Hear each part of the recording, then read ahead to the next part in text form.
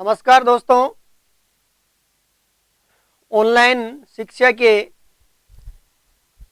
मंच के रूप में संचालित एम स्टडी में आपका हार्दिक स्वागत है। इतिहास विषय के साथ आज की शुरुआत करते हैं। इससे पहले कि हम इतिहास में क्या पढ़ चुके हैं, तो इतिहास में हमने इस धातु युग से पूर्व पाषाण युग का अध्ययन किया। पाषाण युग मानव विकास की कहानी पाषाण युग से शुरू की और पाषाण युग में भी हमने पूरा पाषाण काल,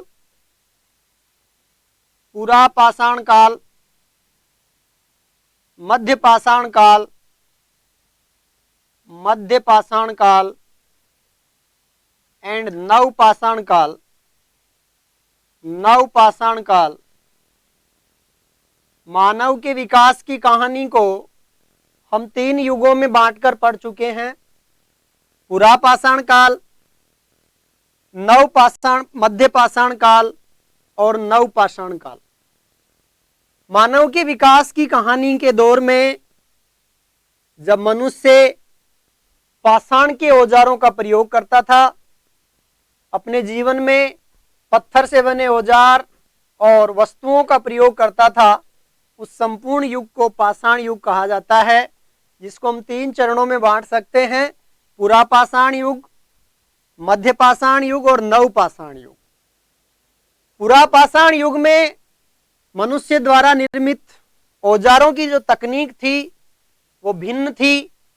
यहाँ के जो औजार थे, इस युग के जो औजार थे वो भोंतरे थे। ज्यादा विकसित तकनीक यहाँ नहीं अपनाई गई थी। धीरे धीरे मनुष्य के समझ में आया, उसका शिल्प कौशल का विकास हुआ, उसकी आवश्यकताओं के अनुरूप उसके औजारों की तकनीक में बदलाव आया और मध्य पाषाण काल में आते आते उसके द्वारा जो निर्मित औजार थे वो अति सूक्ष्म आकार के और नवीन कच्चे माल का प्रयोग करते हुए, नवीन डिजाइन और तकनीक का उपयोग करते हुए उसने अपने औजार बनाने की तकनीक में बदलाव किया, जो कि हम पढ़ चुके हैं।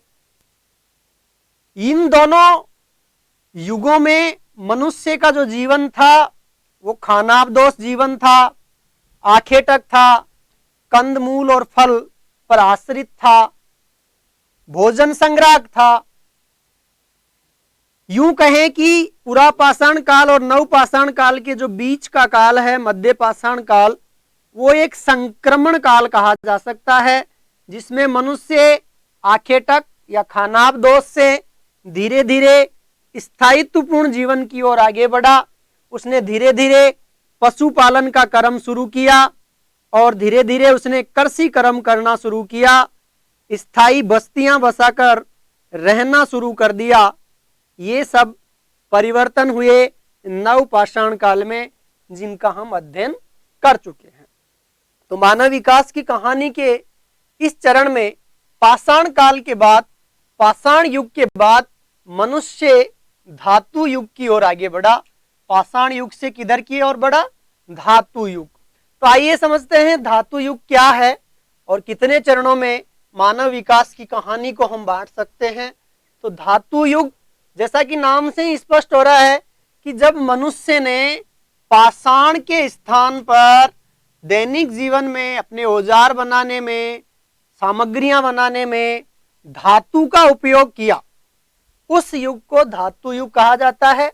ये युग भी प्राग ऐतिहासिक या आद्य ऐतिहासिक ही है, जैसे कि पाषाण युग था, क्योंकि इन सब युगों की जो जानकारी है मनुष्य के बारे में, जितनी भी हमें जानकारी मिलती है वो पुरातात्विक स्रोतों से मिलती है। यहाँ कोई साहित्यिक स्रोत नहीं मिले, और मिले भी हैं तो वो अभी तक पढ़े नहीं गए हैं। इसलिए इस युग की जो विशेषता है वो है प्रागैतिहासिक या आद्य ऐतिहासिक इतिहास।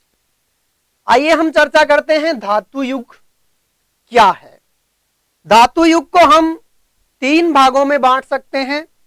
नंबर 1 ताम्र युग या फिर ताम्र पाषाण युग, ताम्र युग या ताम्र पाषाण युग। नंबर सेकंड कांस्य युग, कांस्य युग। और नंबर थर्ड लौह युग, लौह युग। तो मनुष्य के विकास में 3 धातुओं का योगदान है, ताम्र यानी तांबा, कांस्य यानी कांसा और लौह यानी लोहा। क्रमिक रूप से मनुष्य ने अपने विकास में, अपने जीवन के विकास में धीरे धीरे युगों युगांतर में इन धातुओं का प्रयोग किया। तो मनुष्य ने पाषाण के बाद सर्वप्रथम किस धातु का प्रयोग किया? तो मनुष्य द्वारा प्रयुक्त प्रथम धातु, मनुष्य द्वारा प्रयुक्त प्रथम धातु। ऐसा प्रश्न कई परीक्षाओं में पूछा जा सकता है या पूछा गया होगा कि मनुष्य ने अपने विकास क्रम में सर्वप्रथम किस धातु का प्रयोग किया? तो वह धातु है तांबा। दोस्तों, मनुष्य ने सीधा ही पाषाण को छोड़कर तांबे के औजार बनाना शुरू नहीं किया। ये परिवर्तन धीरे धीरे हुआ। उसने इस दौर में या इस युग में पाषाण के औजारों के साथ, इस युग में पाषाण के औजारों के साथ तांबा के औजार, दोनों के औजार बनाए, औजारों का निर्माण साथ साथ किया। यानी कि एक तरफ पुराने जो युग थे, पुरानी जो पाषाण तकनीक थी, उसको भी वह अपनाता रहा और साथ में उसने तांबा की खोज कर ली, इसलिए तांबा के औजार भी बनाना शुरू किया। इस तरीके से दोनों का जो मिश्रण था, इसी कारण इसको ताम्र पाषाण काल कहते हैं। या फिर तांबे के औजार जहां से अधिक मिले, इसलिए इसको ताम्र युग कहा जाता है। तो दोनों में कंफ्यूजन नहीं है, नहीं होना चाहिए।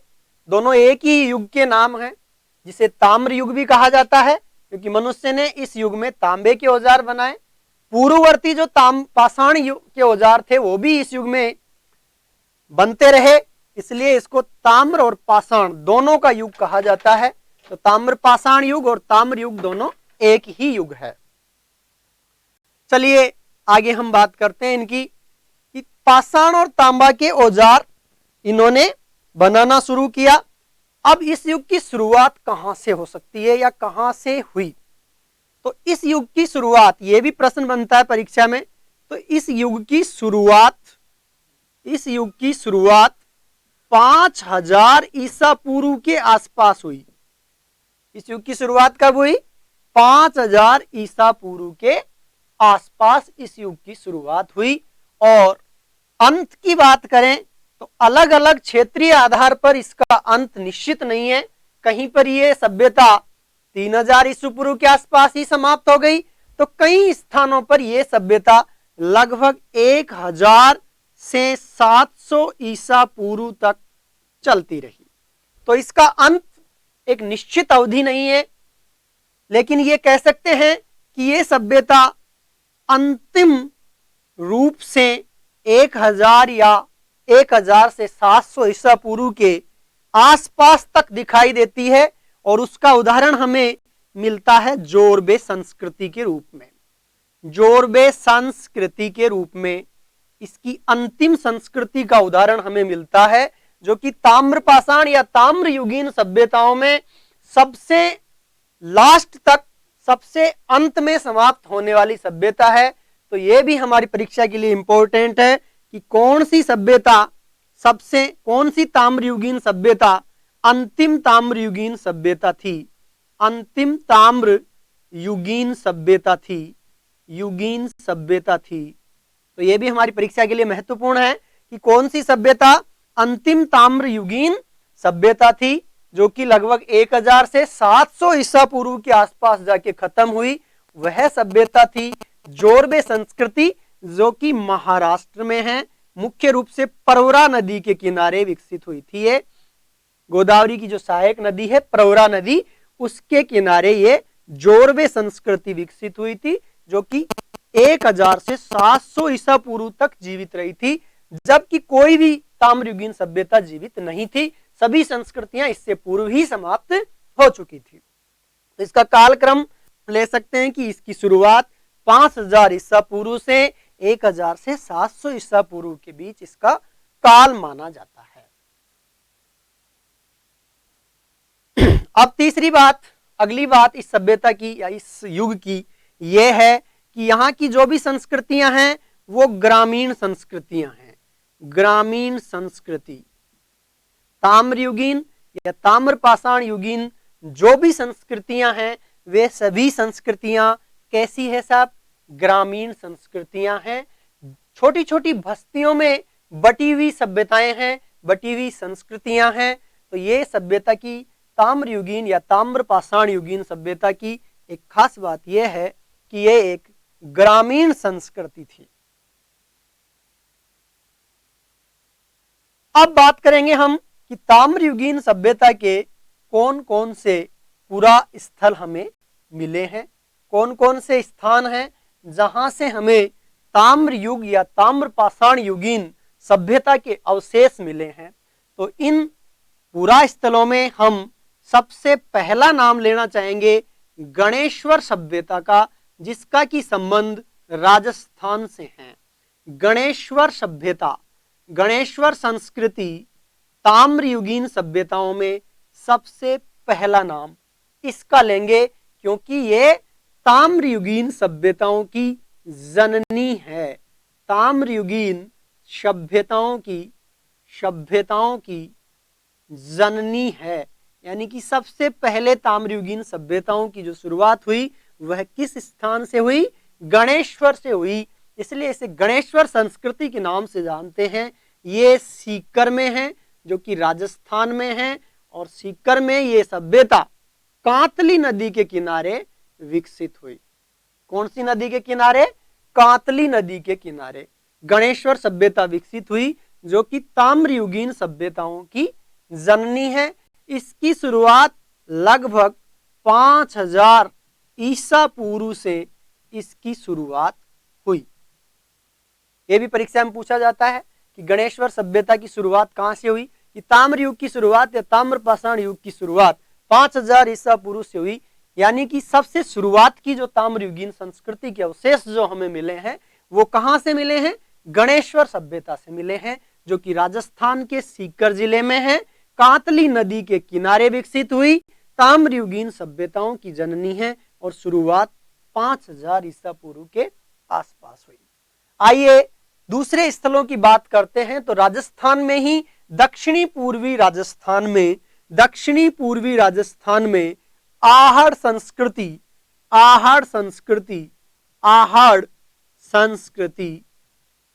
संस्कृति दूसरी ताम्रपाषाण युगीन सभ्यता है, जो कि बनास नदी के किनारे, जो कि बनास और आहड़ नदियों, आयड़ भी कह सकते हैं, आहड़ नदी, या अब इसको बेड़च भी कह सकते हैं, बेड़च नदी, जो कि बनास की सहायक है। उदयपुर में ये संस्कृति है, उदयपुर राजस्थान में ये संस्कृति विकसित हुई। यह भी एक ताम्रपाषाण युगीन महत्वपूर्ण सभ्यता है, आहड़ संस्कृति। और आहड़ संस्कृति का ही एक विस्तार है गिलुंठ, जो कि राजसमंद में है, और ये स्थान बनास के किनारे हैं, बनास नदी पर है। तो राजस्थान में आहड़ और गिलुंड भी दो ताम्रपाषाण युगीन सभ्यता स्थल है।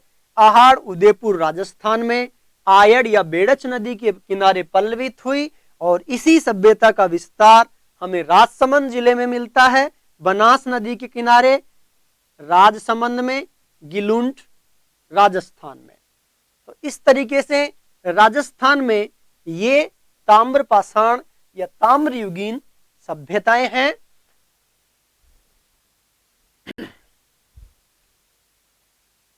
अन्य पुरास्थल या अन्य संस्कृतियों में मध्य प्रदेश की संस्कृतियां, और मध्य प्रदेश में संस्कृतियां हैं एरन, मध्य प्रदेश में मालवा संस्कृति, मालवा संस्कृति, मालवा संस्कृति, और मालवा संस्कृति कहां पल्लवित हुई? एमपी में। किस युग की सभ्यता है? ताम्र युगीन या ताम्र पाषाण युगीन सभ्यता है। इसके भी हम दो केंद्र ले सकते हैं, एरन and Kayatha, Eran and Kayatha संस्कृति, एरन एंड कायथा संस्कृति मालवा संस्कृति के प्रमुख केंद्र हैं। और इस सभ्यता की एक खास बात यह है कि यहाँ सर्वोत्तम कोटि की मृदभांड संस्कृति है, मृदभांड संस्कृति है। ताम्र पाषाण या ताम्र युगीन संस्कृतियों में ऐसी संस्कृति जो कि सर्वोत्तम कोटि की मृदभांड संस्कृति है, कौन सी है? मालवा संस्कृति, या यूं कहें कि एरन या कायथा संस्कृति सर्वोत्तम कोटि की मृदभांड संस्कृति है। आइए ताम्र पाषाण युगीन सभ्यताओं में आगे की जो सभ्यता है उसके बारे में बात करते हैं, और वो है जोरबे संस्कृति, जो कि हम परिचय में भी पढ़ चुके हैं। जोरबे संस्कृति कहाँ की है दोस्तों? महाराष्ट्र की है, और कौन सी नदी पे है? परवरा नदी पर है। परीक्षा में पूछा जा सकता है कि जोरबे संस्कृति किस नदी के किनारे पल्लवित हुई? तो परवरा नदी के किनारे पल्लवित हुई। ये सबसे अंतिम ताम्र पाषाण युगीन, अंतिम ताम्र संस्कृति भी इसको कहा जाता है। तो फर्स्ट या प्रथम या जननी के रूप में ताम्र युगीन सभ्यता कौन सी है? गणेश्वर है। और सबसे लास्ट ताम्र पाषाण युगीन या ताम्र युगीन संस्कृति कौन सी है? जोरबे संस्कृति है। तो ताम्र युगीन सभ्यताओं की जननी तो कहां है, कौन है? गणेश्वर है। और ताम्र युगीन सभ्यताओं में सबसे अंतिम संस्कृति कौन सी है? जोरबे संस्कृति है, जो कि कहां विकसित हुई? महाराष्ट्र में परवरा नदी के किनारे। इसके कौन कौन से स्थल हैं? तो इसका स्थल है जोरबे, जिसी के नाम पर इसका जोरबे संस्कृति कहा जाता है।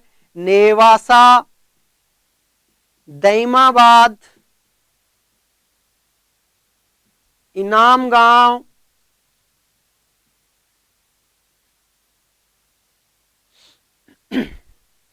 और सोनगांव, ओपगांव, ये बहुत सारे स्थल महाराष्ट्र के हैं। सोनगांव, ये सब स्थान महाराष्ट्र में हैं, और ये सभी जो हैं वो जोरबे संस्कृति के विस्तार केंद्र हैं। तो ऐसे भी पूछा जा सकता है कि निम्नलिखित में से कौन सा स्थान जोरबे संस्कृति से जुड़ा हुआ नहीं है? अपन को चार विकल्पों में से एक विकल्प ऐसा देगा जो कि जोरबे संस्कृति से रिलेटेड नहीं होगा। तो इस तरीके से भी इस प्रश्न को हमें परीक्षा में पूछा जा सकता है। तो दोस्तों याद रखिए इनको, ये काफी महत्वपूर्ण चीज है। जोरबे संस्कृति के कौन कौन से केंद्र हैं? जोरबे संस्कृति के केंद्र हैं जोरबे, नेवासा, देमाबाद, इनाम गांव और सोनगांव। इन सभी स्थानों से बड़ी मात्रा में तांबे से बनी हुई वस्तुओं के अवशेष मिले हैं। हाँ जी, ये है जोरबे संस्कृति, परवरा नदी के किनारे विकसित हुई। आइए और कौन से ताम्र पाषाण युगीन स्थल हैं जो कि भारत के लिए महत्वपूर्ण है, हमारी परीक्षा के लिए भी महत्वपूर्ण है। तो आइए और कौन से ताम्र पाषाण युगीन स्थल हैं जिनके बारे में हम चर्चा करते हैं। तो अब हम पूर्वी भारत की ओर चलते हैं। ये सभी स्थान पश्चिमी भारत या दक्षिणी भारत के थे।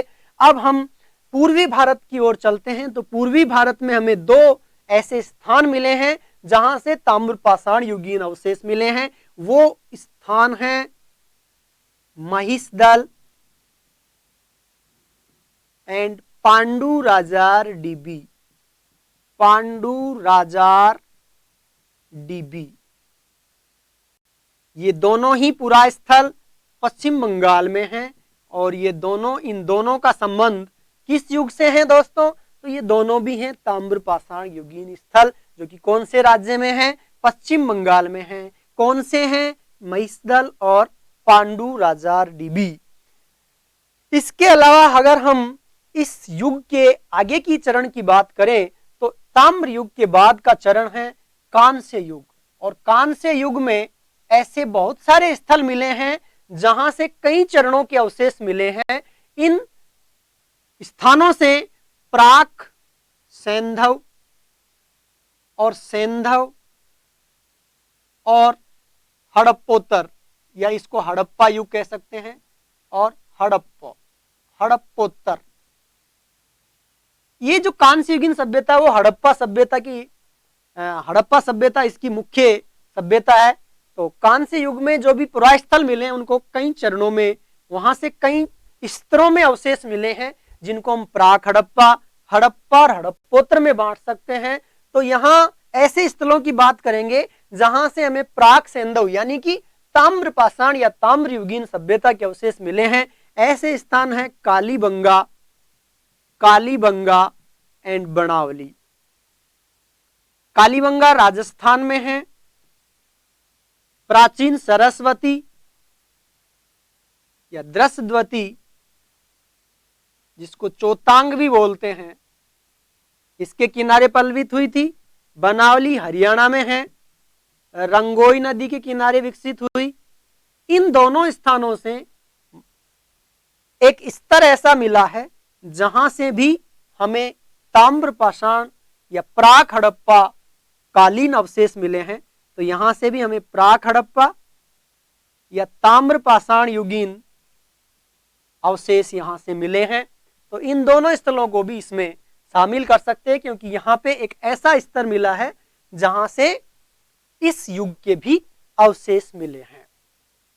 तो दोस्तों ये था हमारा ताम्र पाषाण काल, जिसकी हमने विस्तृत चर्चा की कि ताम्र पाषाण क्यों कहते हैं, ताम्र युग क्यों कहते हैं, कौन सी धातु का इन्होंने प्रयोग किया, कब शुरू हुई, कब अंत हुआ, और कौन कौन से महत्वपूर्ण संस्कृतियां हैं जिनमें हम नाम ले सकते हैं गणेश्वर संस्कृति का, आहड़ संस्कृति का, जोरबे संस्कृति का, और पूर्वी भारत में महिषा दल और पांडुराजार डीवी, और सैंधव युग के कालीबंगा और बनावली का। तो ये हमारी ताम्र पाषाण कालीन सभ्यता थी। कुछ चीजें मानचित्र के माध्यम से भी समझ लेते हैं, क्योंकि मानचित्र के माध्यम से चीजें अच्छी तरह याद हो जाती है।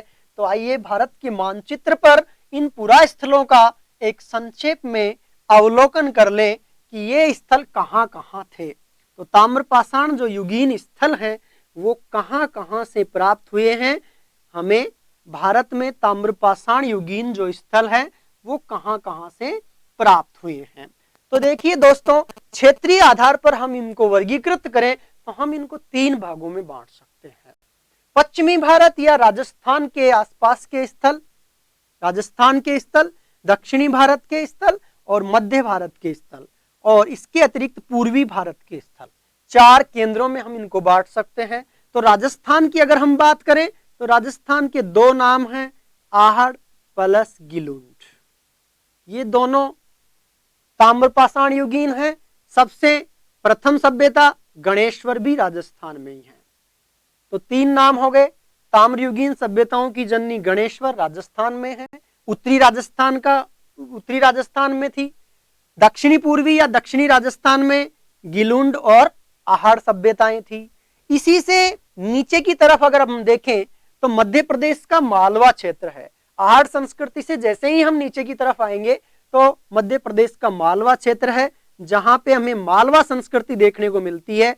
और मालवा संस्कृति के कौन कौन से स्थान, एरन एंड कायथा, एरन और कायथा 2 ऐसे स्थान हैं जहां से हमें मालवा संस्कृति के अवशेष मिले हैं। और नीचे की तरफ जाएंगे कि नर्मदा के नीचे की तरफ, नर्मदा नदी से नीचे की तरफ गोदावरी की जो द्रोणी है उसमें परवरा नदी, गोदावरी की जो सहायक है परवरा, वहां पे हमें बहुत सारे ताम्र युगीन सभ्यता के स्थल मिले हैं, जिनमें सबसे महत्वपूर्ण है जोरबे, जिसके नाम पर ही संस्कृति का नाम पड़ा, जोरबे संस्कृति। और जोरबे का विस्तार धीरे धीरे अपने आसपास में हुआ, जिनमें नाम ले सकते हैं नेवासा, दैमाबाद, इनाम गांव एंड सोनगांव। ये था जोरबे संस्कृति जो कि महाराष्ट्र में विकसित हुई। मालवा संस्कृति मध्य प्रदेश में, एरन एंड कायथा मुख्य केंद्र। आहड़ संस्कृति राजस्थान में, आहड़ एंड गिलुंड मुख्य केंद्र। और गणेश्वर संस्कृति राजस्थान में, जो कि उत्तरी राजस्थान में है। ताम्रयुगीन सभ्यताओं की जननी है। कांतली नदी के किनारे विकसित हुई। ये सभ्यता आहड़ एंड बनास के किनारे विकसित हुई और ये सभ्यता परवरा के किनारे विकसित हुई।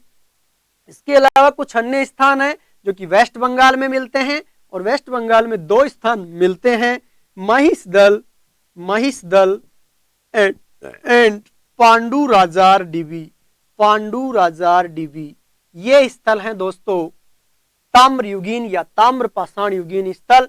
क्योंकि परीक्षा में हमें लगभग इस तरीके से पूछा जाता है कि निम्नलिखित में से कौन सा सैंधव युगीन स्थल नहीं है, निम्नलिखित में से कौन सा पुरापाषाण कालीन स्थल है, या निम्नलिखित में से कौन सा मध्य पाषाण कालीन स्थल है, निम्न में से कौन सा ताम्रपाषाण कालीन स्थल है, या निम्न में से कौन सा ताम्रपाषाण कालीन स्थल नहीं है। इसलिए हमें इन पुरा स्थलों को युगों के हिसाब से, पुरा स्थल किस क्षेत्र में है या वर्तमान में किस राज्य में है, किस नदी के किनारे विकसित हुए, ये सब चीजें हमारी परीक्षा के लिए अति महत्वपूर्ण है। इसलिए हम इनको व्यवस्थित तरीके से एक बार लिस्ट बना के या फिर मानचित्र के माध्यम से इनको अच्छी तरीके से याद कर सकते हैं। तो आइए आगे के युग की तरफ बढ़ते हैं। ताम्र युग के बाद आता है कांस्य युग।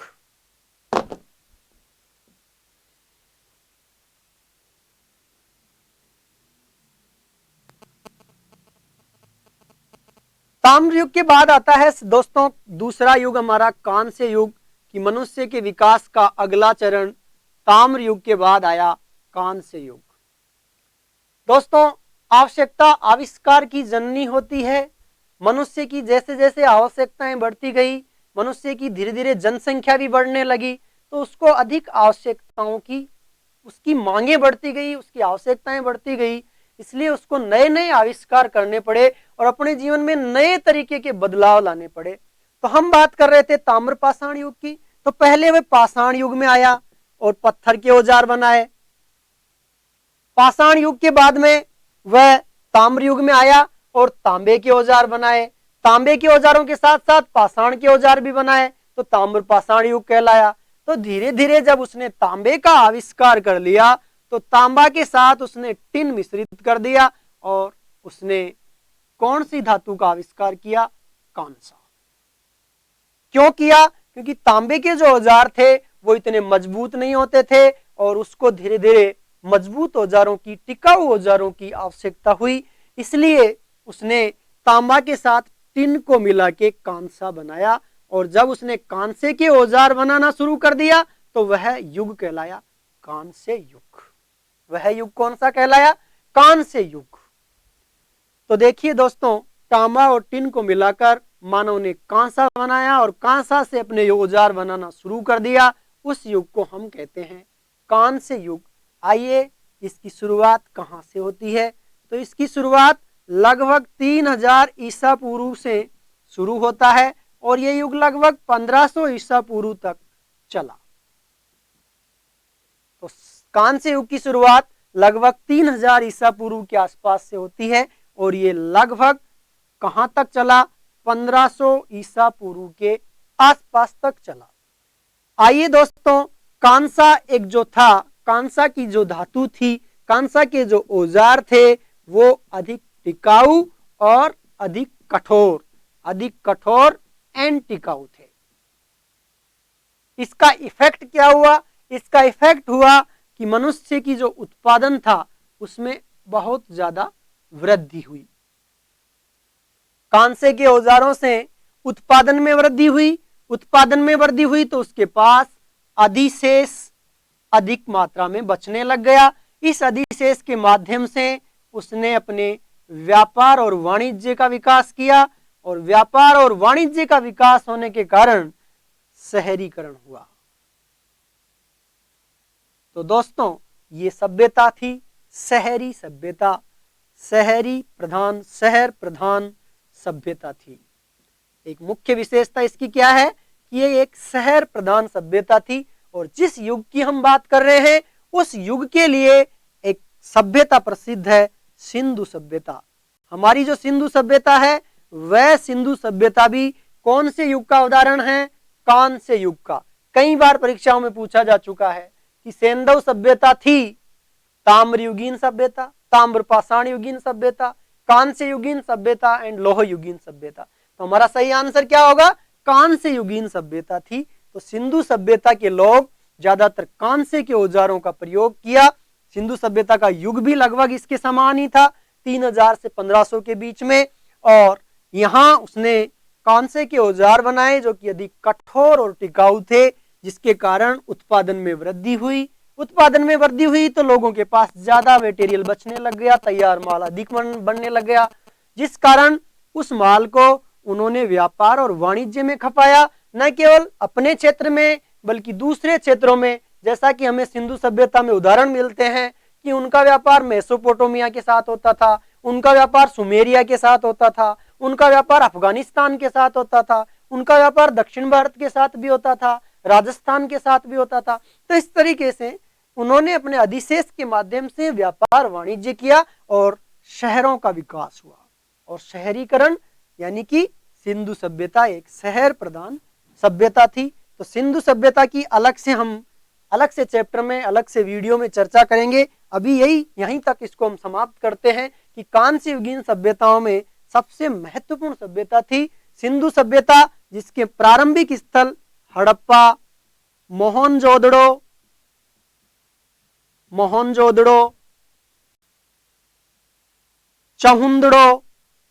चहुंदड़ो, कोट दीजी, अमरी, जुदेर जोदड़ो, सुतका गेंडोर, सोतका गोह, लोथल, कालीबंगा, बनावली, राखीगढ़ी, धौलावीरा, सुरकोटड़ा, देशलपुर, रंगपुर, भगतराव, आलमगीरपुर, रोपड़, संगोल, यानी कि भारत, पश्चिमी भारत, पाकिस्तान, अफगानिस्तान के कुछ क्षेत्रों में इस सभ्यता का विस्तार था, जो कि एक कांस्य युगीन सभ्यता थी, जिसका विस्तार से हम अलग से चर्चा करेंगे। तो ये था हमारा कांस्य युग, जिसमें कांसे के औजार बनाए। 3000 ईसा पूर्व के आसपास शुरू हुआ, 1500 ईसा पूर्व के आसपास अंत हो गया। कांसा अधिक कठोर था, उत्पादन में वृद्धि हुई, अधिशेष की मात्रा अधिक हो गई, जिसके कारण व्यापार और वाणिज्य की उन्नति हुई और शहरों का विकास हुआ, शहरी केंद्रों का विकास हुआ और सभ्यता कैसी बन गई?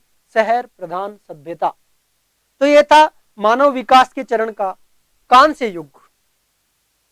आगे हम कांस्य युग के बाद तीसरा चरण, जो कि कभी खत्म नहीं हुआ, क्योंकि ताम्र युग का अंत हो गया, पाषाण युग का अंत हो गया, कांस्य युगीन सभ्यताएं भी विलुप्त हो गई, लेकिन अंतिम चरण था लौह युग, जो कि वर्तमान तक बना हुआ है। लौह युग का कभी अंत नहीं हुआ। ऐसा युग, ऐसे मानव विकास के चरण का ऐसा युग जिसका कभी भी अंत नहीं हुआ, वह युग है लौह युग। वह युग कौन सा है? लौह युग। तो मानव विकास की कहानी का अगला चरण आया लौह युगीन सभ्यता या लौह युग। लौह युगीन सभ्यता की शुरुआत। लौह युगीन सभ्यता यानी कि जब मनुष्य ने लोहे के औजार बनाना शुरू किया, जिसको हम कहते हैं लौह युगीन सभ्यता। लौह युग की शुरुआत दोस्तों लगभग 1400 ईसा पूर्व के आसपास लौह युग की शुरुआत हुई और कभी अंत नहीं हुआ। इस सभ्यता का कभी अंत नहीं हुआ। तो ऐसा युग जिसका कभी अंत नहीं हुआ, लौह युगीन सभ्यता कहलाया। शुरुआत हुई 1400 ईसा पूर्व के आसपास। इस लौह युगीन सभ्यता में क्या खास बातें थी, तो आइए इन पर चर्चा करते हैं। तो लोहे के औजारों से, लोहे के प्रयोग से मानव जीवन में क्रांतिकारी परिवर्तन हुआ, क्रांतिकारी परिवर्तन हुआ। मानव जीवन में क्रांतिकारी परिवर्तन हुआ और यहाँ की जो सभ्यता थी वो न केवल नदी क्षेत्रों में बल्कि सुदूर नदी क्षेत्रों में भी ये विकास हुआ इनका, यानी कि सभ्यता का विस्तार बहुत अधिक हो गया। मानव जीवन में क्रांतिकारी बदलाव आया, सभ्यता कभी खत्म नहीं हुई। नदी घाटियों से बाहर भी सभ्यता का ग्रामीण क्षेत्रों में, नदी घाटियों से दूर के क्षेत्रों में इस लौह युगीन सभ्यता का विकास हुआ। और इसकी एक खास बात यह थी कि यहाँ पे चित्रित धूसर मृदभांड संस्कृति का विकास हुआ। इसकी मुख्य बात है चित्रित धूसर मृदभांड संस्कृति, मृदभांड संस्कृति इसकी एक खास विशेषता है। चित्रित धूसर मृदभांड संस्कृति इसकी मुख्य विशेषता है। यहाँ पे इस युग में एक तरीके से राज्य, राजा और साम्राज्य की अवधारणा का विकास हुआ। यहाँ इस युग में आते आते महाजनपदों का निर्माण हुआ, महाजनपदों का विकास हुआ, जिसके चरण में हम कह सकते हैं कि मगध साम्राज्य का उद्भव इसी युग में हुआ। तो लौह युग आने के कारण हमारे जीवन में, मनुष्य के जीवन में एक स्थायी राज्य की अवधारणा की शुरुआत हुई और उसी के साथ साथ साम्राज्यवाद की अवधारणा शुरू हुई, जिसका कभी अंत नहीं हुआ। एक के बाद एक नए साम्राज्य यहाँ बनते गए। तो इस तरीके से हमारा जो इतिहास है वो आद्य और प्रागैतिहासिक युग से बाहर निकलकर ऐतिहासिक युग में प्रवेश कर गया। कब? लौह युग में। तो आइए इसकी बात करते हैं। तो लौह युग के जो पुरा स्थल हैं वो हमें कहाँ कहाँ से मिले हैं? तो लौह युग के जो पुरा स्थल हैं वो हमें, उनको हम दो भागों में बांट सकते हैं, उत्तरी भारत के एंड दक्षिणी भारत के। उत्तरी भारत के पुरा स्थलों में अतरंजी खेड़ा, अहिछत्र, नवदा टोली आदि मुख्य स्थलों से हमें लौहयुगीन सभ्यताओं के अवशेष, नौह को भी इसमें ले सकते हैं हम। दक्षिणी भारत में एक स्पेशल संस्कृति का लौह युग में विकास हुआ, जिसको हम कह सकते हैं महापाषाण संस्कृति। महापाषाण संस्कृति यानी कि दक्षिण भारत में ऐसे पुरा स्थल मिले हैं जहां से मनुष्य के दफनाने के साथ साथ बड़े बड़े पत्थरों के शिलाखंड मिले हैं, इसलिए इसको महापाषाण संस्कृति कहते हैं। इस महापाषाण संस्कृति की भी हम पृथक से वीडियो में विस्तृत चर्चा करेंगे। तो लौह पाषाण युग को हम दो भागों में बांट सकते हैं, उत्तरी भारत के अतरंजी खेड़ा, अहिछत्र, नवदा टोली आदि जगह से, और दक्षिणी भारत में महापाषाण युगीन स्थलों से हमें लौह युगीन सभ्यता के अवशेष मिले हैं, जिनका कि इस सभ्यता का कभी अंत नहीं हुआ, अंततः चलती रही और मनुष्य प्रागैतिहासिक से आद्य ऐतिहासिक के युग से बाहर निकलकर ऐतिहासिक युग में प्रवेश कर गया और साम्राज्यवादी प्रवृत्ति की शुरुआत हुई। और मगध साम्राज्य का श्री गणेश भी लौह युग से ही हुआ। तो आज हम इतना ही। हमारे इस वीडियो को लाइक करना, शेयर करना न भूलें। ये ज्ञान का भंडार है, इसका अवश्य ही हर प्रकार की परीक्षा में आपको मदद मिलेगी। धन्यवाद।